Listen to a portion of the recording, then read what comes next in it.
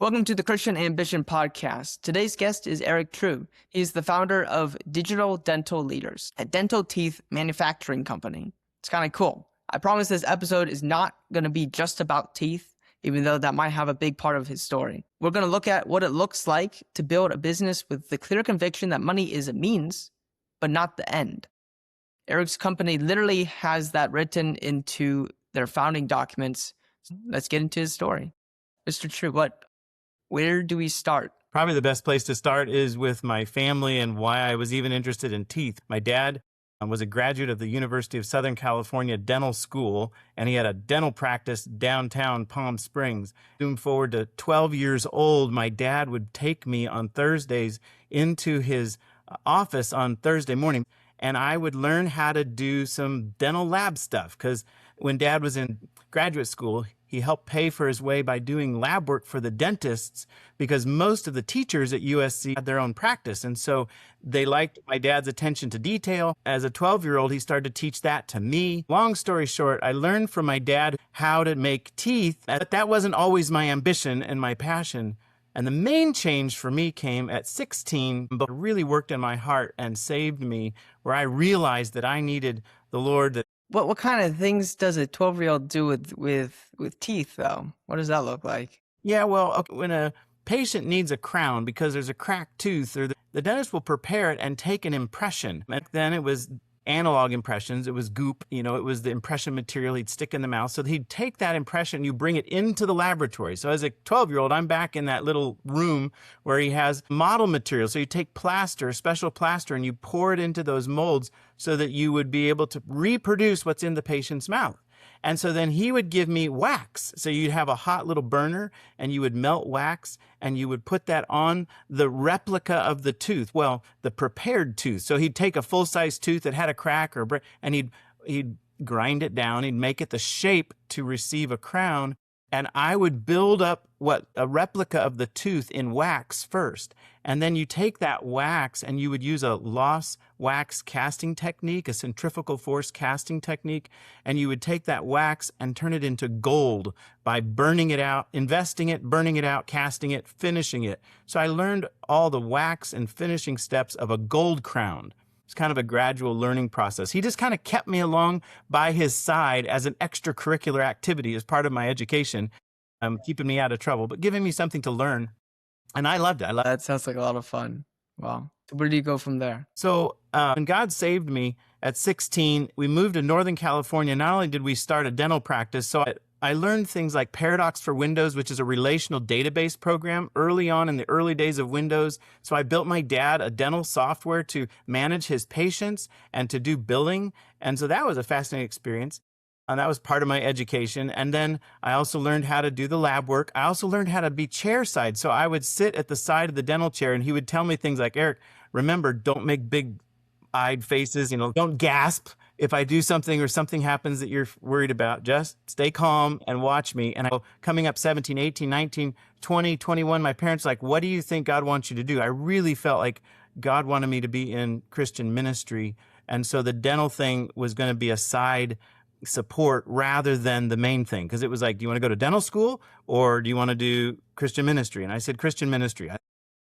Shepherding people, because I was convinced after all that interaction with people that Ephesians 4 taught that Jesus, when he went up to heaven, he gave the local church, and through the local church, pastors and teachers to equip the saints to do the work of the ministry. That's how the discipling of families and communities happens, through the local church and that pastoring. So I said, I want to be part of that. But I decided I wanted to go to seminary at Bob Jones University. It was primarily because I got the tapes from one of the pastors out here in California of Pastor Mark Minnick in South Carolina. His preaching style was the kind that I was most interested in, an expository, carefully exposition of the text, but not just a running commentary, but literally, what does this passage say? How do I say it most effectively with biblical application? And I wanted someone who had the courage to take stands and have standards in their lives, because that was a big part of what was important to me. It still is, but not to the same degree. The standards, the external rules that just gave you a chance to not have to fuss about music and dress and things like that, so I could focus on other things, was one of the reasons I chose it. And then the influence of Pastor Mark Minnick and the expository preaching ministry of that local church, I wanted to be a part of that. And in God's providence, through being at Mount Calvary, I met my wife, ended up getting married, having 2 little boys, and we're finishing up seminary, which I did a Master of Divinity, so Master of Infinity, was there a long time, and doing the lab. Where does God want me to go? What type of pastoral ministry? Now it's time to decide. The preparation part formally is done. And so in God's providence, the burden for Southern California never left. And one of my classmates, seminary students, was out planting a church in Southern California near where my relatives were, my grandparents, aunts and uncles. My mom was one of 11 children. So I came back out to Southern California with my wife and boys, and we met Pastor Tim Lovegrove and Crystalline, and so that was what started to move us back to Southern California. It was hard because we didn't think we were really cut out to be church planters. But church planting was a big need and a big desire, and part of why Pastor Tim Lovegrove had started their church. And so I loved their founding documents. I loved what they were trying to do. So we thought, well, maybe we could go be a part of that church. And when they're ready to plant the next one, potentially we'll be ready to lead that, because it won't be just like a fresh church plant out of Greenville. And so in God's providence, we ended up getting support from 4 or 5 churches in Greenville, and they sent us out to be part of Grace Bible Church of Menifee with the goal of planting a church nearby in a couple years from then. One Sunday evening, I was walking down the aisle, and Ben Bixby, hey, Ben, you're getting married pretty soon. What are you planning to do with your life? And he said, well, we want to go help a church planter somewhere. And I said, really? I think I know where maybe would be a good place to go. Would you consider coming with us? And I was partly teasing and partly serious. And he's like, well, we'll think about it. And so the fascinating part, so come help us with the church plant. But then I don't know how many weeks, months later, Jim Wigginton, who you also interviewed, we were at my in-laws' home and talking, and he said, so what's your plan? How are you going to get there? And I said, well, I still have this dental lab, so I've got some support from local churches for missions or ministry, but not enough to provide for my family in Southern California. But I could take the dental lab with me. And I said, you know what my dream would be? If I could get another guy or a couple to come with us, and I would train him to do the lab, and he would do more and more lab work, and I would do more and more church ministry. And he's like, who you ought to ask? Ben Bixby. And I said, that's funny. I already teased him about coming with us because he wants to go into church plant support. And he's like, well, he doesn't have a job right now. And so why don't you ask him? And I said, but I can't pay anybody else. I'm just doing good to take care of my family. He said, well, come on downstairs. So we go down to the kitchen, and he says, Ben, let's talk to Eric. Oh, he said, Eric, why did you offer to train him for 2 weeks? Just try him out with no pay. He's looking for a job.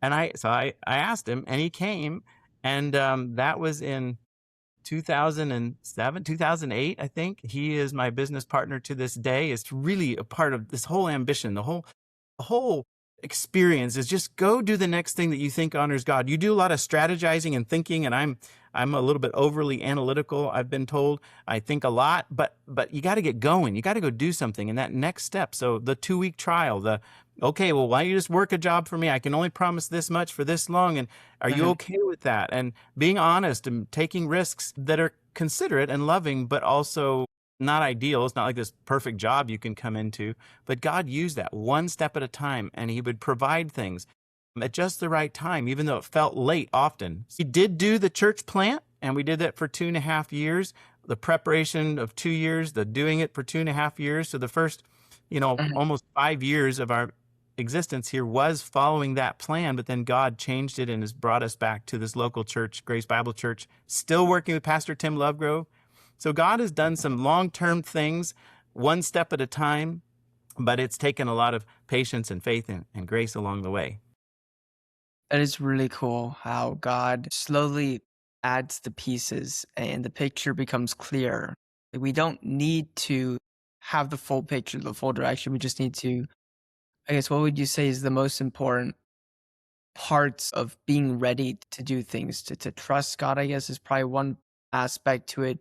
To be active, like you said, like you have to actually go do things. What are some of those key things that somebody who's like, I want to be used of God, but I don't have a path forward right now? Hey, real quick, can you check that you are subscribed? It would mean the world to me. Thank you.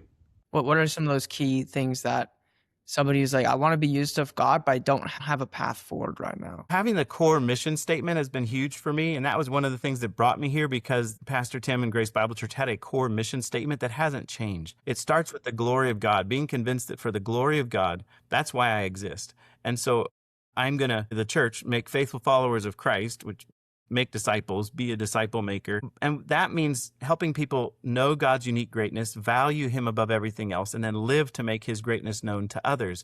And so we're living for the fame of the true God. That's what I'm about. Now, what does that look like? Well, for me, with my background and my interests and my skill set, well, how do I use that? So I would use the dental thing. Okay, will this help me fulfill that? Yes. And another big part of that is the Great Commission. So you get these big pillars of the glory of God fleshed out, with the Great Commission as part of that making disciples thing.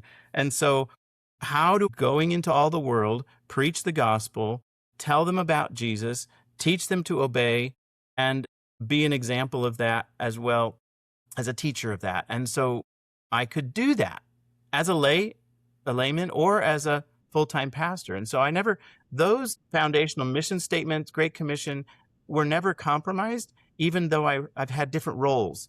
And so I had the lead pastor role, and I was preaching and teaching. I've had an assistant pastor role. I've had a more active role. I've had a less active role, depending on what I needed to do to fulfill the mission and to be part of the Great Commission. And that takes purpose, it takes grace. And so, like you said, it takes trust. I would say the big ones are trust and wait. Trust in the Lord with all your heart. Don't lean on your own understanding. In all your ways, know him, and he'll make your paths straight. That Proverbs 3, 5, and 6.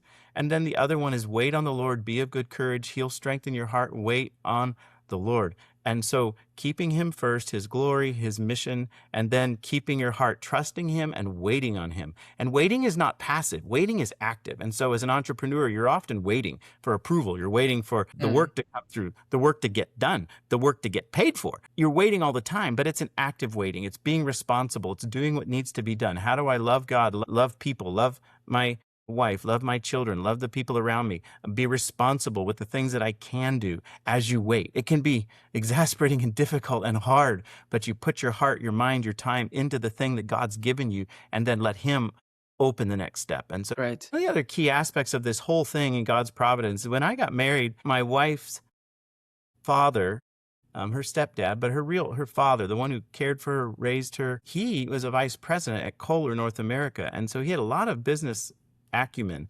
And he also brought into Kohler the principle of lean manufacturing. And so back there in Greenville, getting ready to go into seminary, have our first child, also wanting to go church plant, all through that, he was coaching me. So he taught me principles about business. He taught me principles about manufacturing, delivery, the quality, cost, and delivery. So I've got this seminary going on one side. I've got this business skill going on the other side. And I got my dad and the other dentist teaching me about how to interact with doctors. And so God brought the skill set to allow me to have an understanding and an ability to communicate with our clients. So to understand the value proposition and the clients that we were going to work with in the dental field. So I got all this business education that's totally informal, except for one thing. In South Carolina, you have to be board certified. So I went down to Charleston, took tests, passed the state board. That was the only formal education really I had in business and lab work. Everything else, I was a Bible major, Greek minor, seminary guy. So God knew what he was doing to give me what I needed. So as we got closer, one of the things in God's providence that we didn't know about was that Ben Bixby would get diagnosed with type 1 diabetes. And so he needed extra medical care and the expense of that. And I couldn't provide medical insurance as a small business owner. And it was also in 2008 and 2009 when the crash had come, housing market. Now, the good part is the housing dipped so low that we were able to buy. And we're in that same house we bought almost 20 years ago. Beautiful. The biggest challenge was Ben was going to need insurance. And so in God's providence, we were getting close to the church plant time in 2009. I found a larger laboratory. This one's like a 35-person lab. When they really needed help with something I was good at. But I didn't know I was good at it in one sense, because I'm kind of a perfectionist and I just put my head down and it's like, I could always do better. Well, I show up there and did well enough that they started asking me more and more questions. And then I had the business side because I wanted to help them on the business side of it as well as the lab, the tooth side of it. 2 weeks after I sign up so that I could work 3 days a week, we could get the church plant started. They agreed to hire Ben when he moved out so that he could have insurance. Well, 2 weeks after that, the manager who was supposed to take the stress out of my work theoretically and allow me just to go be an employee so I could focus on the church plant, he left. So the owner called me into their office and said, Eric, I'm so sorry, but this is what's happened. And I thought, Lord, what are you doing? And so called my father-in-law, pastors, and said, what do I do? And they suggested, just keep going. Trust the Lord. They asked me, can you take over the management? Can you quality control all the work that goes out? Because the way the manager before me set it up was he made a bottleneck. He made every case go through his desk to try to raise the quality. And I thought, we've got to change this. So I ended up getting a position where I had a lot of influence. Not only was I able to influence the quality of the work, I was able to influence the process that we used. And so that was a heavy lift, took a lot of time and energy right when I'm looking for a church plant location, right when I'm the Bixby's are moving out. But God knew what I needed to learn. It was through that lab over time that I got the bumps, the bruises, the working with unbelievers, the experience. And one crazy thing, from a business standpoint, it was bad business. They would try to be the innovators, or they would adopt the early adopters of anything new. And so they learned it and it was cool and they could talk about it, but they didn't make much money at it. And so I'm learning, though, all the new technology. I'm understanding things. I'm part of the cutting edge of dental laboratory technology, which was great, and what ended up leading us to the business we have now. But it was kind of miserable because learning new things is tough to do when you're in a productive environment where you have to produce and you have very little margin. And so it was a rough time, but it was a crazy good in terms of experience and opportunity. So I'll transition now into the church plant part and how that connected. Sure, yeah. In God's providence, he brought other businessmen like Justin Murphy at Your Creative People who helped me with the logo design and the marketing and the branding and things that I didn't know anything about. And he came alongside to help both of our churches do that in the early days. And that was huge. Jim Wigginton brought a team out from Mount Calvary. They helped us go throughout the whole area and tell people about it, have our launch service. God provided places to meet. Really special stories, both at a hotel and then at another church had this building they only used on days and times that we didn't. Well, actually, they stopped using it because their church got too big, but they still didn't want to give up the rent. So we just moved right in, got to paint our logo on the wall. It was amazing. We had a beautiful facility. We had the Bixby's there. Eventually, Micah Talbert came on that same mission trip with Calvary, and he was out at Camp Ironwood. He ended up joining us with his engineering side. He helped us in the church plant for a few years. He ended up then coming in part of the business. So the three of us still work together as the core executives of Digital Dental Leaders. But all that to say, through the church plant, by keeping the priorities right, by keeping the ambition, doing what God called me to do, even though I kept having to do so much lab work and it was really discouraging and frustrating because it's like, Lord, I'm out here to try to be a pastor. I got it down to like 3 days a week where I had to be in the lab. But then my email and phone, it was really hard to train leaders, but it's hard not to micromanage something that's in distress and trying to grow. Plus, we needed to help build Ben's skill set up to a point where they would trust him enough to pay him more. He had all of the ability and the knowledge, but he didn't have the experience. And it's hard. We got started in 2010, December of 2010. We had our first service. And so I would go into the lab 3 days a week at that point. 2 days a week, I would try to get sermons ready and meet with people and begin. And we did it by God's grace. We did it for 2.5, 3 years. I commuted. We'd even spent 1 year where we moved up there, rented a house closer to the church. Providence, the economy continued to struggle. The Grace Bible Church of Menifee started to struggle. Their numbers were dwindling. Their finances were dwindling. We were kind of just holding steady. I don't have the skill set and the capacity to be a bivocational church planter. Want to do something well, and it's hard to do two things well, let alone two or three things. And so I wanted to focus. If I were going to do pastoring, I wanted to just do that as my primary occupation and just could not shake the lab loose. But in God's providence, the needs at Grace of Menifee, the situation in Rancho, my own personal needs and inadequacies said we need to not have a church plant and another church struggling. It was wider and better. We had counselors from Mount Calvary's elders and Heritage Bible Church elders and others that walked through with us to make the decision to end the church plant and then come back to Grace of Menifee. So in God's providence, you just kept making the best decision we could in the moment, trust God's timing. Yeah. It wasn't clean and wonderful and amazing, but God used it in a remarkable way. So after the church plant experience and closing that we came back to Menifee, that I think God, number one, worked in my heart to be a better second man. Like without that experience of being the lead pastor, I know I couldn't have supported and come alongside Pastor Tim nearly as well. Then it was through that surrendering to the Lord and saying, okay, Lord, I'll trust you. I had other offers to go lead churches in other places, get into full-time ministry, but we felt like the mission God had given of multiplying churches, church planting in Southern California with a team was more important than just going off and doing my own thing. And so through good counsel, we came back, we're assistant here, and started to grow. The church in God's providence in a couple of years really started to grow again and financially was more stable.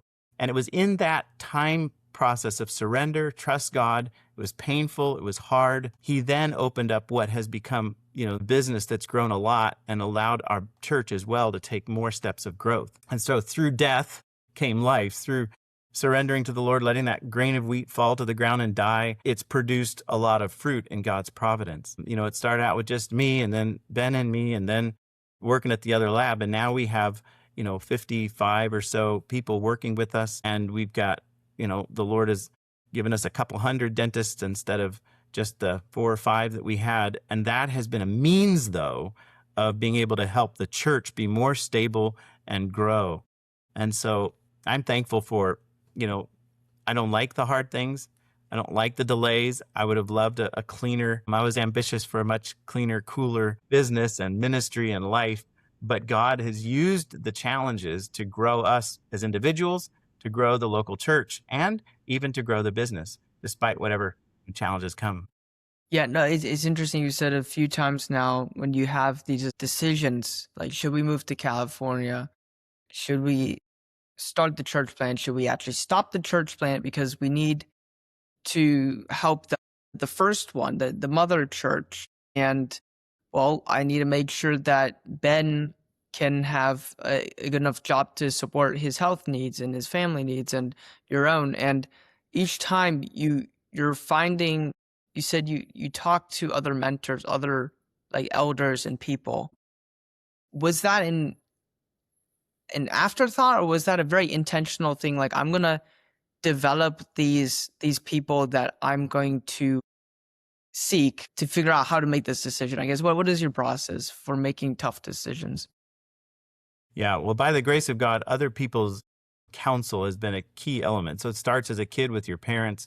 When God changed my heart, I surrendered my pride and rebellion to be submissive to the authorities God put in my life. It started with my parents. And then as I would go into ministry, I would interact with other leaders. And part of it is how I'm wired. Like, I value the input of others. I think through things best by talking about them and getting them out on the table.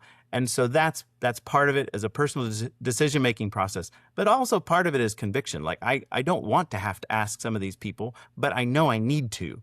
It changes somewhat over time, but in God's providence, who's in that circle? People like my father-in-law, people like Pastor Tim, people like supporting whatever elder team is actively supporting us. So for as long as we had like 3 really strong supporting churches, I would check in with those pastors just so this is what's going on. Do you have any input? Is there anything you want to share with me? And being humble enough to hear their input, and then by God's grace, wise enough to act on it.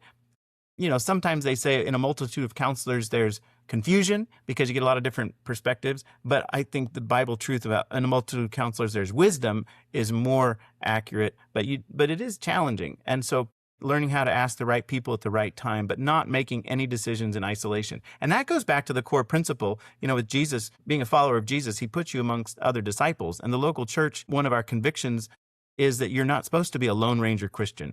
One of the experiences from the Christian ministry I was part of is there are all these people that are kind of trusting themselves, and they would kind of group up in parachurch ministries. But God puts you in a diverse local church to humble you and to stretch you and to train you and show you, again, the greatest commandment, love for God and love for people. So in all of that, you're gaining good counsel. You're humbling yourself. Even, Ben Bixby is about 10 years younger than me. Micah Talbert's about, I think, 17 years younger than me. But they have tons of influence, and we talk about things openly, and they have the opportunity and the right to speak about things and I'll listen. And say, like it says in the Bible, with the mouth in the mouth of 2 or 3 witnesses. So try not to make a big decision without at least 2, and better to have 3 Mhm. people talking into the situation and knowing what's going on. And that's been very encouraging, because when you look back at a decision, and sometimes it can feel rotten, like, man, why did I do that? Well, by God's grace, we did the best we could with the knowledge that we had.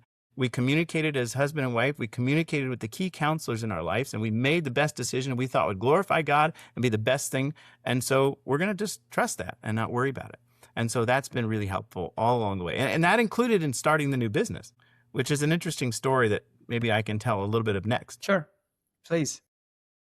So when the church plant had ended and we're working for the other lab, it got to the point where Ben and I were just saying to each other, we've got to change how this business operates. You have these 2 owners that had kind of drifted apart. It was kind of like a bad marriage. They didn't communicate well. They would come at the lab separately. There was a lot of chaos. There was no organizational structure. And so we said, this needs to either operate like a business where we're carrying out the business principles and practices, or we got to stop. We can no longer be these men's assistants, because there's no consistency, there's no progress, and it's not profitable. So it started with the principle, okay, we need to talk to these guys. So I would lovingly but graciously and kind of bluntly confront the leaders, the owners, and say, this is where I think we're at. This is why I think where we're at. I would ask them questions. So we ended up developing we said, we need a business model. We thought we needed a business plan, but we switched it to a business model. So if you go online, you can find a business model canvas. I used that as my guide. And I said, okay, we're going to have a meeting. And I asked them a ton of questions and wrote their answers down. And we did kind of like this funnel thing where we ended up with, what do we want to be? What is your vision? What do you want to accomplish? Now, how do we think we can best accomplish that? And we used all the different experience in business and in lean manufacturing to say, okay, we want to take the process and the product that has the fewest number of wasted steps, the fewest number of steps. So that meant digital dentistry and using the digital intraoral scans. And you could go from like a 14-step process to about a 9-step process and have better results than, and you'd eliminate a lot of waste and a lot of cost. So we ended up pitching to them an idea and asking for investment to start a new business that would do only digital, only one material. We tried to cut out as many variables as we could and that was exciting to me, because after trying to do so many different things, it was exciting to thought of doing one thing basically really well. And we would compare it to the In-N-Out out here. They do one thing. They make hamburgers really well. For 2015, we got rolling. 2016 is really when it cut loose. I was able to work full time for the business, but we started with these core values of operating a business with integrity. That was really the driving factor, and that one that was profitable, so that we could take care of the people. Because, the people would come and they want raises, and those 2 owners kept saying, no, we've frozen all raises because we're not making money. And it's like, okay, you can't take care of people unless you're profitable, and you can't be profitable without integrity as a business. And so that's how we started. That's an interesting point. Like growth and being like, let's actually grow this business. Let's have targets. That's how you support your employees and your families and things. That's interesting. Like, we shouldn't just be like, a business should only be this big and no bigger. In business, you're following the core commandments. Jesus said, love God, love people. And in loving people, life is expensive and it's really hard to provide. And we're not going to be able to provide everybody with a mortgage paying wage, but we can give them a better than average wage for what they do, so that they have the opportunity to provide for their family, at least grow, so that if they go somewhere else, and have a loose grip where if they can benefit themselves better somewhere else, we will support and encourage them. We've tried to have that mindset of really, it's loving people, treating them the way we want to be treated. That's right in our core documents.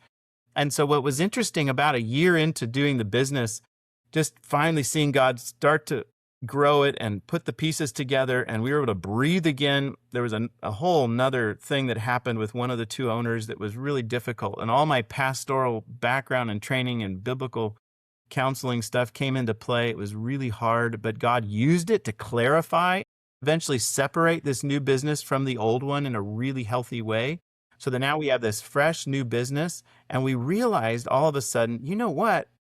the missions presentation that we did when we came out to do church planting, what the Bixby signed up to do, what we signed up to do, what started and then stopped, we could catapult that more if we owned this business and had full control over it. We told this one owner that invested in it, explained to him our motive in life. This is not about money. This is about the glory of God and fulfilling the Great Commission, which, it's strange to him. It's, foolishness to him. But we shared the gospel many times with him. He understood enough to be willing to support us. He even went to some churches and said, so this is the kind of thing you want to support and be part of? And we would say yes. And so God used that to get us into the business, to give us support, and because he was our financial investor, but then agree to, okay, if you can pay me back my initial investment within 5 years, you can have 2/3 ownership. And now again, in God's providence, we have full ownership. That is really cool. And I've seen your new office space and then the other building, and it's really cool to see it in person. Yeah. So this business, is this your primary? So this is DDL now because it was able to be separated. Is that your primary focus, or where are your responsibilities? How do you see this is this the ultimate fulfillment of God's calling on your life, or where does that all fit? Well, I don't know ultimately, but we've gone through different stages. So initially, when we got it started, when you do a business, we weren't going to do what those business model canvas people say, which is, kiss your family, go build a business and hope they're there when you're done. It was like, no, we're going to keep within the discipline of loving our families and staying loyal and being careful with our time and our local church. But it did take an extra effort. So the early stages was all in. Then we got to a point where, at about 2-3 years ago, we backed off, Ben and I, and we had built a team. Mike is the primary leader, and we let it run itself with his leadership and our input for about 2 or 3 years, and it did well. But then the industry has changed. So we knew this would come. Justin Murphy years ago told us, okay, watch out, with any bell curve there, with the adoption curve, at some point when you get near that 50% adoption, it's going to be just a competitive market and you've got to be able to bring in new business. You're going to lose clients. It's just how business works. And sure enough, that has happened. And so the last, 6 months about 6 months, Ben and I have jumped back in, and the three of us together, and we brought in some sales and marketing where we can just kind of give a new, fresh push, because we were stagnating and even losing some business over the last few years because we weren't bringing enough new in. And now everybody can do what we were doing. For those first almost 10 years, no one did just what we did except a few places in Europe. So we've dug back in. And so, yes, this is my primary focus. It's a full-time job in that sense, although I have some flexibility. Micah is still the leader, our chief operating officer, but I'm, as a CEO, a lot more involved. And I'm going back in and doing a lot of the things that I'm good at in terms of the teeth, like actually making the teeth, communicating with the doctors, training our team. So we're trying to elevate everybody, understand our place in the market. And it's working by God's grace. And we've got a salesman with a lot of experience, a Christian man who wanted to join us. He was a friend for years, would stop in and even sell us stuff in a good way. And he would encourage me, pray with me. And we were able to hire him. And he's been going to all of our existing clients, strengthening those relationships, building new ones. And I think we're starting to see some momentum from that. And so by God's grace, my goal is to help build this as a really strong business that has good business principles, that can expand and change in a growing market, that has an actual marketing and sales team, which we really haven't had any of for the first, for the last 8 years. Early on, we had it for a while, but we just have done nothing because it's all been word of mouth growth. But now we've got to build a system that can bring in new clients, really take care of them, handle some loss of clients, and be okay. And so I'm hopeful that in the next 3 years or so, I'm turning 53 tomorrow. I'd like by 55 is kind of my goal, to have the business running in such a way that, and there's enough reserves that I don't have to worry about it. And I can focus then on maybe not full-time pastoring, but putting my effort there and starting to make a list of responsibilities where I can be an active part of the local church and the next steps for our church. So in the business itself, your role, it's still benefiting the church. Where do you see the role of the business in the Great Commission? yeah, well, we try to keep it central the whole time, partly by who we are and how we communicate and work with our employees. We knew in California and especially that could be a challenge. We may get in trouble for the way we talk and what our purpose is, but we've also believed, and it's been proven through the Supreme Court, that you can be a Christian businessman and be who you are and share that as long as you've documented it and it's obvious and they know they're signing on for that.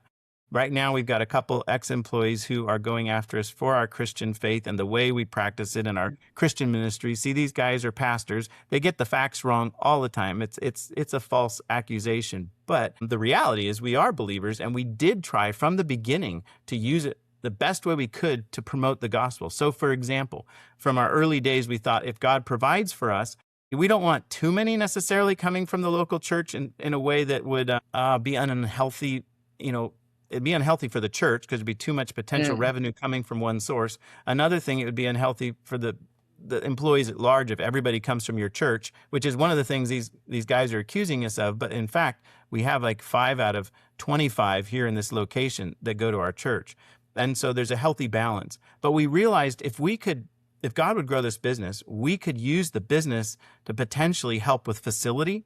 And so we tried never to push that. We used elders and other people in the church, deacons who were not directly related to the business to help us make decisions. But from 2017, we were able to lease a space that the church used more than the business used because we needed office upstairs. They needed Bible study and administrative space downstairs. And so the church was able to come in and do the TIs on that and use it for a lot of key ministry. And then God allowed the business to grow and other people around it. And one of the things, that happens as you notice in life, there's a certain momentum, you get enough people going, you get excitement. And I think in God's providence, some of the excitement about the business and the ministry part of it, when new people would come to our church and you'd meet them, there just was an enthusiasm and a desire to stay that it seemed like the business itself had an influence on. Some of the businessmen who stayed just loved it. And we would have Bible studies and prayer meetings. A lot of times it was in the dental space and they'd give me counsel and we would pray together. There was a momentum that the business, for the sake of the gospel, built. And then other people could see the vision. Look, if this business would grow and others like it. In fact, there were several other businesses at that time. Those men had the same burden and vision. And so they would both give their tithes, but where God would allow them with their offerings, they would give more. And if it wasn't just that, expertise or leadership or other kinds of means of help. And so from the beginning, we said we wanted to make decisions that would benefit the local church. So facility was the first one, really. And then leadership and expertise, things we would learn in the business, we would talk to the pastors and work through in the church, whether it was legal stuff or financial stuff or facility things. And so, whether everything from a locksmith to a lease agreement. And so that was one thing. And we started first with a partial capacity facility. And then when COVID came, God used all of the business connections we had made with the city and with realtors and other people to lead us to a space down the next city down where we could meet as a whole church. And so it was through the business, and then the church came to us. We had 7 other men in the church, none of them involved in the business, who we said, you guys evaluate these things. Here's some ideas. Here's some possibilities. And they came back to us and said, we'd love it if DDL would partner with GBC and help us get into this space. We can't afford it all by ourselves. We know you're looking for something. So again, that was 2020. So 3 years later, we were able to get another space where the business took out the lease. We did the main TIs. We even did some of the big electrical TIs that would help the church with the sound system as well as the business. And so they were all sound business decisions. Maybe you wouldn't do them in an ideal business world, but they were not bad business decisions. But it was done so that we could further the Great Commission. And so we were able to then help our church have a place to do Bible study and our pastors to do office work. And then we were able to provide a place where our whole church could meet of about 200, and we can get about 250 in that space. And then that was the first time in 20 years as a church we had a place to meet that we had 24/7. So God used the business for that. If the business hadn't, if God hadn't started the business, we wouldn't have that. And then he also helped us provide not just places, but people. And so Ben and Micah have been key people in our church because of their heart for ministry first. And in God's providence, I've been able to stay as one of the pastors all through that time. And as God grows me in terms of business and leadership, he's allowed that to be a part of our church leadership. And people tend to respect businessmen. It's kind of sad, but one of the things that I've played as a primary role is to help our pastors get respect and paid for. They earn the respect on their own, but a lot of people, what are you going to pay a Mm, pastor and what are they worth? And a lot of times the mm, value of a pastor and that the salary and the expenses, they don't understand it. So it takes someone like me who understands both sides of it to say, yeah. I believe this is really biblical, you show the passages and how you prioritize money. And it's critical that you have, when Jesus ascended to heaven, he gave gifts to men, and there's pastors and teachers, and those pastors and teachers, especially the ones that labor in the word and doctrine, are worthy of double honor. And that's talking about their financial provision.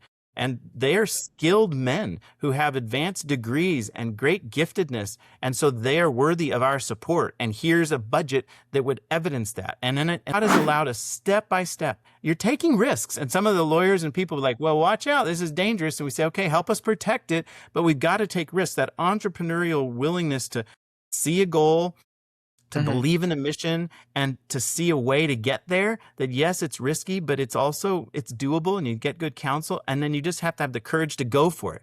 I mean, things as practical as who's going to sign the emotional guarantee.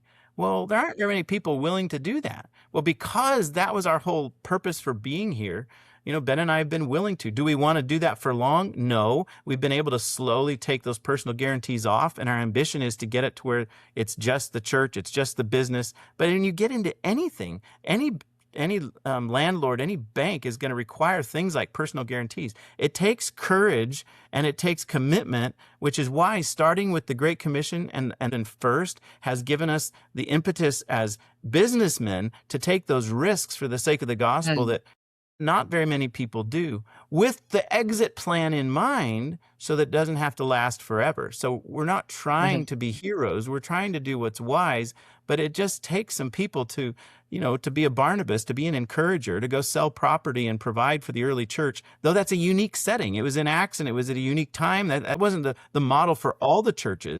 And so that's what God has done through the business and the church. And As young entrepreneurial or looking to business, it's like, well, how does business and a church or missions work together? And so that I love the examples that your story gives. We see the businessmen like Justin Murphy or Dr. Wington at the very beginning of your story, gave advice, gave connections. Dr. Wington was like, hey, have you thought of this connection? And then, Justin Murphy with his company branding and business strategy. And this all applies to the church. The church needs branding. It needs, how do you actually reach people? That's a lot of, it is managing a lot of people to go knock on doors. It is not actually the simplest thing to be like, all right, people go knock on doors. It's like you kind of need to be systematic, and how do you run that operation? And then later, the business is able to support mission-oriented people to move to California, which I assume is a higher, what is it called, living wage than in South Carolina. yeah, we had opportunities to start and run this business in South Carolina. If we had done that, this would be a very different story. It is what God has intended, and this is the place that God put on our hearts, and that's always been part of the Great Commission, going into all the world. Well, what's your part of the world that God wants you to be part of? And then just having those key men and trusting God to use them. None of us are perfect. None of those men are perfect. Mhm. And some have played more of a role at certain times than other times. But like having my father-in-law and my father, and then Ben and Micah, and then Justin and Jim and the others all through the different years, and even unsaved men and our business partner for those years played a key role. He would even stir us up, because he didn't want to support the people like we wanted to. And so we'd have to prove ourselves and work harder at it and be careful about it. And so even those cautions and things that would slow an entrepreneur down, God used, but keeping the mission, the purpose always in front of us, praying for wisdom, being willing to be wrong and adjust, being willing to take risks. God used it for his glory, and then provided well. And where there are ways you can benefit and bless the pastors and others when God provides you means. Ambitious even for income, for profitability, not for the sake of profitability itself, but profitability is tied to people when your mission heart is. Now, you can be a Mm. miser with it, and the stories are infamous, but you can also be very purposeful, and that same purpose behind the business to the glory of God and making disciples. That's your kind of, like in math where you, and I'm not very good at math, but you can test or check your answer. The ways to test yourself is, am I losing track of this, the end being the glory of God for the good of people? And so how am I promoting? Sometimes for it's a short period of time. Sometimes it's a longer time. People that have been involved for years. Sometimes it's just passing through and we're training them, interns or others or people at church. So it's exciting to see what God does. We ended up buying a residential property because 2 of our employees, we wanted to live near work. Now it's risky. It's like, okay, how do we do this in a right way that's not favoritism? And it's a lot of extra effort to be doing good and loving And people. It's a lot simpler to just get your money, save your money, take care of your own family. But one of the things that Christian ambition, I think, requires is a willingness to sacrifice for the good of others. And though it may look like you're, kind of living higher on the hog than the guy next to you, what they don't understand is how much sacrifice and giving is involved and the stress of doing good for others when it hurts you. So I'm praying right now at 53 here. How do I wisely do this? I don't want to stop giving. I don't want to get burned out. I don't want to just become, no, just me and mine, and that'll be better. I want to give to the glory of God. I want to love and support others, but I also need to be wise and sustainable. And so there's different stages, different phases, and it takes strategy, counsel, and encouragement, spiritual relationship right with the Lord, keeping that core circle of friends, those others, at church, in business, those men who love the Lord, who love me, and who can pray for me, pray for my family, who you can lean on. It's critical because, when you're going to be ambitious, when you're going to build a business and try to do it for the glory of God and the Great Commission, you can, as they say, get in over your skis and start tumbling down the hill. Well, who's going to be there to pick you up? Who's going to be there to encourage you? And do you have the spiritual discipline and the mental discipline to walk worthy? And so, like even Jim's, I think, work and ministry now is a consulting ministry. It's a coaching ministry where he's described it. I'm trying to take rocks out of your backpack. Having people like him, having others around you is going to be critical so that you don't burn out. Don't try to do it on your own, and then trust God to work it out, because many times you're going to face those things that seem impossible, the Red Sea, but God's still there and he can still divide it, or he can do something to help you get through it. And so it takes a lot of, again, trust, faith, and then waiting. And so those core things that I mentioned, the mission, the Great Commission, the local church being a key element of that, and then the trusting God and waiting on him is just constant. it's a beautiful thing how God can use our abilities, whatever it might be. Let's develop those abilities and then have that focus of God's glory, and through the local church, the Great Commission, how can my abilities that I've developed, how does that work out? And God will make that clear to you one step at a time. It's really cool. Yeah. I know that your DDL has a mission statement that is written on the wall, I'm pretty sure. Could you walk through that real quick? I think that'd be a good way to maybe close. Yeah, and our mission statement ultimately goes back to Justin Murphy asking us, "What's your why?" And I didn't know what he was talking about, and he showed us that TED Talk with Simon, and so we thought about it, and the mission statement is for the glory of God. And I got to try to remember it here. For the glory of God, we want a restoration experience that the doctors will trust and the patients will promote. The idea is, my dad used to tell me, we're not in the tooth business, you're in the people business. And so all of our relationship is built on trust. So if I think this patient needs a crown, but it's expensive, I better believe that it's for their good. And they trust me that the counsel I'm giving them is the same thing I would tell myself. And often it's by giving them some options. And so one of the key elements in a dental practice is this restoration. It's a crown. It can be a very stressful experience for the office, for the doctor, or it can be a very peaceful and encouraging experience because you're restoring something that was broken. You're making it right again. And so we want that experience for the dentist to be low stress, high probability of success by having really high quality crowns that go in the first time, or if there's going to be a problem, we communicate about it so they're not surprised. And so we want a restoration experience the doctors can trust and the patients will promote. But we're not ashamed to say it's for the glory of God. So we put on the bottom of our crown box, it's a little clear box, John 3:16. And then we put on bottom of our shipping boxes, Romans 6:27, I think it is. And we wrote up a website for it and a flyer that explains why we put Bible verses on our boxes. And we use that as a direct opportunity to share the gospel and be a witness of who we are and why we do what we do. And the Lord's really used that. A lot of doctors are really encouraged by that. And they even give those to their patients. And they use it as a tool for ministry. So our mission statement fleshes out in different ways and motivates us, even if it's just simply for the glory of God. Now we do this thing, and that helps remind us and our employees. And your 4 founding principles, how did those come about?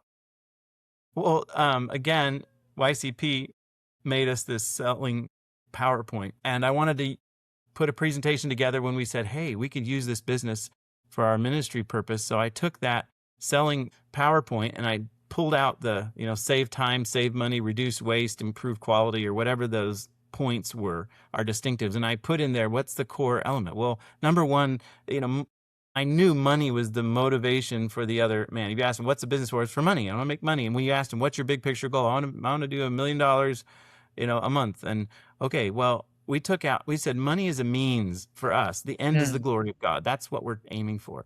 And then, and I may not even remember them right now. They're all Life is short.